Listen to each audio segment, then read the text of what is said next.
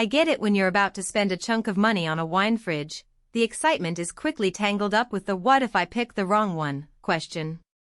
You picture yourself opening the door after a long day, the soft glow of LEDs lighting up a row of bottles you've been saving for that special dinner, and then you wonder if the temperature will stay steady, if the space will actually fit your collection, or if you'll end up paying for a unit that looks slick but barely holds up. Link is in the description if you want to check the product details on Amazon. That hesitation is exactly why I spent a few evenings scrolling through forums, reading the handful of user comments that actually talk about daily life with a wine refrigerator, and comparing the layout of a few models that promise 92 bottles. The Whynter BWR0922DZ kept popping up because it tries to balance capacity, temperature control, and a bit of style without charging a premium price. So let's break down what that means for you in a real kitchen, not just on a spec sheet. First off, the capacity. 92 standard 750 milliliters bottles sounds huge, but the interior is split into two zones, each with its own thermostat ranging from 40°F up to 65°F, 5°C18°C. In practice, that means you can keep a selection of reds in the warmer zone while chilling whites or sparkling wines in the cooler one. I've seen a couple of people use this split to stage a dinner party. The reds sit at 55°F, ready to breathe, while the whites stay crisp at 45°F.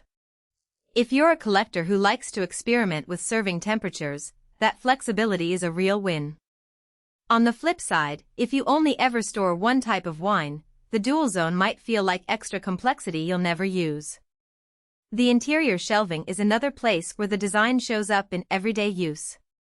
Whynter equips the unit with 12 removable wire shelves that have a wooden face. The wood gives a subtle upscale vibe, but because the shelves slide out on a flat rail, you can rearrange them to fit larger format bottles or even a few champagne flutes. One reviewer mentioned sliding the top two shelves aside to make room for a set of Magnum bottles, and the whole thing stayed level and stable.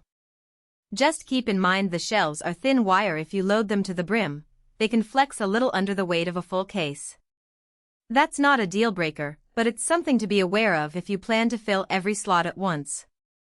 Temperature consistency is the heart of any wine fridge, and the dual-zone thermostat is adjustable in 1-degree increments, which is more precise than many entry-level models. Because the unit is thermoelectrically cooled rather than compressor-driven, it runs quietly, perfect for an open-plan kitchen or a living room bar where you don't want a humming background. The downside of thermoelectric cooling is that it's less efficient at higher ambient temperatures. If your kitchen runs hot in the summer, you might notice the unit working harder, and the interior temperature could drift a degree or two higher than your set point. In a climate-controlled space, though, it holds temperature remarkably steady. Security is often an afterthought, but Whynter adds a cylinder lock with 2 keys. For anyone who keeps a valuable collection or shares a home with curious roommates, that lock can give peace of mind. The lock is straightforward, just turn the knob and pull. It doesn't lock the door shut, so you can still open it without a key, but the interior stays protected when you step out. If you never worry about theft, you'll probably never use the lock, but the feature doesn't cost much extra and it's there if you need it. Lighting is subtle but functional. A strip of 9 energy-efficient LEDs runs along the interior, providing even illumination without generating heat. When you open the door at night, the soft light shows each bottle clearly, which is handy for locating a specific vintage without fumbling in the dark. Some users have mentioned that the LEDs stay on for a few seconds after the door closes, which can be a minor annoyance if you're trying to be discreet, but it's a small price for the convenience during a dinner party. Now, who should actually buy this fridge?